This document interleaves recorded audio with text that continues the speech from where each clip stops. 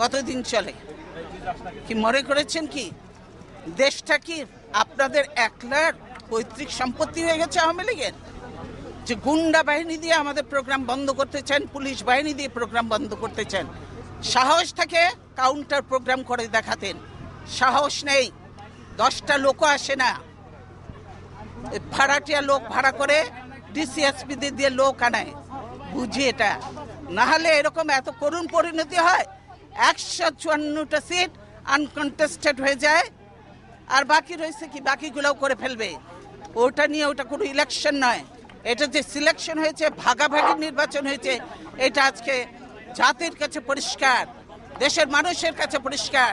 তাই মানুষ আজকে ধিক্কার দিচ্ছে। ধিক্কার দিয়ে আমরা এই সরকারকে ধিক্কার দিই যে আজকে কি করছেন।